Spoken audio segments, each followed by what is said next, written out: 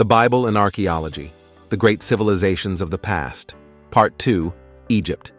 Episode 2, Egypt and Abraham, Historical Traces of the Biblical Account. In Episode 1 of our series on the interactions between biblical history and Egyptian history, we uncovered the beginnings of the intriguing civilization that developed along the banks of the Nile. Using Chapter 10 of Genesis, which records the descendants of Noah, his wife, his 3 sons Shem, Ham, and Japheth, and their respective wives, we identified one of Ham's sons, Mizraim, and his son Pathros, the Pathrusim, as the first inhabitants of the lands of Upper Egypt, the region where Egyptian civilization began, an interpretation that finds full agreement among historians. From this beginning, analyzing both the biblical narrative and Egyptian history, we observe that they often intertwine. The pharaohs mentioned in the biblical record include some identified by name, such as Shishak, So, Tirhaka, Necho, and Hofra. We might also include Zerah. However, it is unclear whether Zerah the Ethiopian was a ruler of Egypt or not. Additionally, there is reference to other anonymous pharaohs, whose identification by name is challenging due to the lack of clarity in Egyptian chronology. Among these anonymous figures are the pharaoh who attempted to take Sarah, Abraham's wife, the pharaoh who elevated Joseph to a position of prominence, the pharaohs of the period of Israelite slavery before Moses returned from Midian to Egypt, the pharaoh who reigned during the 10 plagues, the pharaoh who was the father of Bithiah, the wife of Mered the Judahite, the pharaoh who gave refuge to Hadad of Edom during David's time, the father of Solomon's Egyptian wife, and the pharaoh who destroyed Gaza during the time of the prophet Jeremiah. Join us on this journey through the land of the pharaohs and delve into the secrets that the biblical record and Egypt still hold. Don't forget to like and subscribe to the channel to keep exploring the great civilizations of the past together. In this chapter, we will analyze the first episode mentioned in the Bible, Abraham and Sarah's journey to Egypt. Based on the circumstantial evidence available, we will examine to what extent the biblical account proves consistent. The story of Abraham's journey to Egypt is found in Genesis chapter 12, verses 10 to 20. According to the biblical text, Abraham, then called Abram, travels with his wife Sarah, called Sarai, to Egypt due to a famine in Canaan. To place this event in the timeline, biblical chronology allows us to establish that this episode occurred sometime between 1943 and 1932 BC, separating us by nearly 4,000 years from those distant events. In Egypt, fearing for his life, Abraham presents Sarah as his sister instead of his wife. Abraham's fear of being killed because of his beautiful wife must have been well-founded, highlighting the low moral standards that existed in Egypt.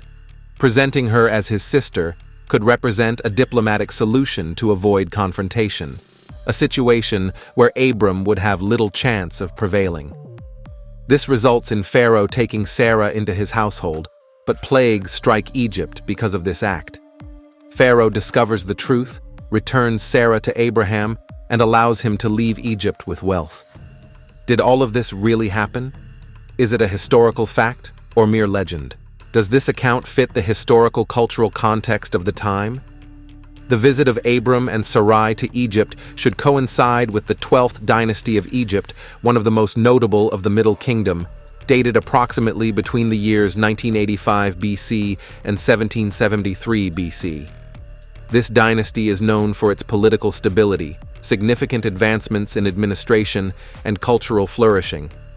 If Abram and Sarai arrived in Egypt between the years 1943 and 1932 BC, and if the biblical and Egyptian chronologies for this period align, then Pharaoh Senusret I, also known as Sesostris I, should have been reigning at that time. His reign of almost 45 years is considered one of the most important in the history of Egypt due to his focus on internal power consolidation, territorial expansion, and cultural flourishing. Senusret I continued the reforms initiated by his father, Amenemhat I, to consolidate central authority and weaken the regional governors or nomarchs. This allowed for greater stability in the kingdom and a more efficient administration. Would Abram and Senusret have met in Egypt? Did you know that in the tombs of Egypt, there are images that could correspond to the time when, according to biblical chronology, Abram and Sarai visited Egypt? We are in Middle Egypt, in a place called Beni Hassan, famous for its impressive rock-cut tombs belonging to the Middle Kingdom of Egypt. These tombs belong to nobles and officials who lived almost 4,000 years ago. One of the most interesting is the tomb of Khnumhotep II, a governor who lived during the reign of Amenemhat Teku, around the 19th century BC.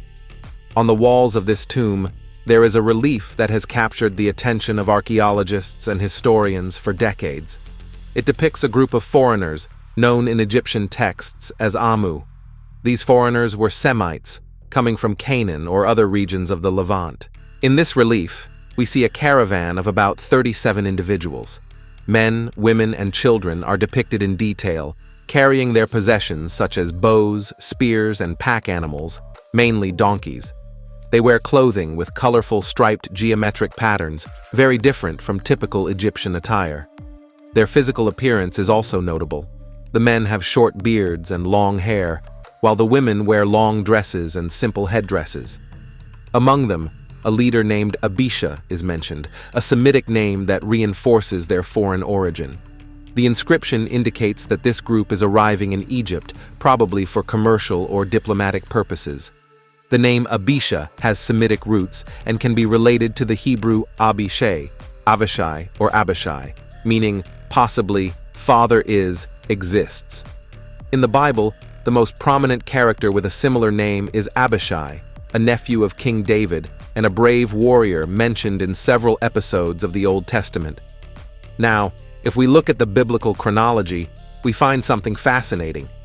According to the account in Genesis 12, Abram and Sarai traveled to Egypt due to a famine in Canaan. This journey would have taken place approximately between the years 1943 and 1932 BCE, during the height of the Middle Kingdom. This date range notably coincides with the reign of Senusret I and with the images of the Semites in the tomb of Khnumhotep II that we have just seen. Although we cannot assert that the representations in Beni Hassan specifically depict Abram and Sarai, we do know that such Semitic migrations to Egypt were common during that time. Moreover, the biblical account mentions how Abram presented Sarai as his sister to protect himself, a strategy that highlights the complexity of social and cultural relationships in that era. It seems that the custom of presenting a wife as a sister, though the story may seem strange, has literary and legal precedence according to studies on Near Eastern culture. In any case, Sarai was Abram's sister, sharing the same father but a different mother. Who were the Amu to the Egyptians? The term Amu that the Egyptians used to describe these foreigners was a general term encompassing the Semitic peoples of the Levant. Not only traders, they could also be nomadic shepherds, diplomats, or even temporary workers in Egypt. What is interesting is how the Egyptians represented them in art. In the scenes from Beni Hassan, they stand out for their distinctive clothing, their caravans, and their foreign appearance, emphasizing their cultural identity. This reflects not only the Egyptian perception of the Semites, but also the importance of their presence in Egypt's economic and social life.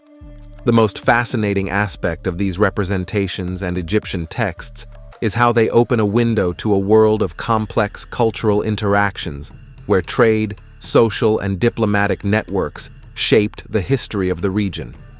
This becomes even more relevant if we consider that we are analyzing a historical period during a time of human expansion, situated, according to the biblical narrative, just 10 generations after the flood in the days of Noah. This type of archaeological discovery reminds us that ancient stories, whether biblical or secular, do not occur in a vacuum. They are deeply intertwined with the events and cultures of their time. The images of Semites in the tomb of Beni Hassan are a unique window into that past, showing us how Egypt viewed its neighbors in the Levant and how these interactions shaped the ancient world. It is surprising how lightly some historians dismiss the biblical record as mere tales or legends. It would suffice to acknowledge that two neighboring nations like Egypt and Canaan, although separated by a desert, could hardly have avoided establishing trade relations and forging political alliances. These relationships are clearly demonstrated by both Hebrew and Egyptian literature. Like the epic tale of Sinuhe, an Egyptian literary gem, and the biblical story of Abram and Sarai's journey to Egypt, what do these stories have in common? More than you might think. Both reflect a period of intense migrations and cultural movements in the Near East, offering together a unique window into the world almost 4,000 years ago. The tale of Sinuhe is a masterpiece from the Middle Kingdom of Egypt, written around the 20th century BC during the 12th dynasty. It tells the adventures of Sinuhe, an Egyptian courtier who, after the death of Pharaoh Amenemhat I, flees Egypt to Canaan, fearing for his life. His journey leads him to a foreign land where he integrates into a nomadic community, marries and prospers, but always feels a strong desire to return to his homeland. The story details life in Canaan, including the hospitality of its inhabitants, tribal alliances, and living as a shepherd in a semi-desert environment. This is one of the earliest literary references to interactions between Egypt and Canaan in Egyptian literature, a key theme in our connection to the biblical narrative. Remember that in the biblical account of Genesis 12, Abram and Sarai also embark on a migratory journey. According to the biblical chronology, this occurred between 1943 BCE and 1932 BCE, a period that coincides with the Middle Kingdom of Egypt, curious in the same era when the Egyptian tale of Sinuhe emerges. Now, here is where things get interesting. Although the two stories come from very different traditions, they share key elements that allow us to glimpse how the world was during that time.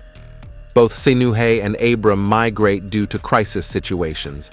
In the case of Sinuhe, it is a political danger after the death of the pharaoh. For Abram, it is a famine that threatens his livelihood in Canaan.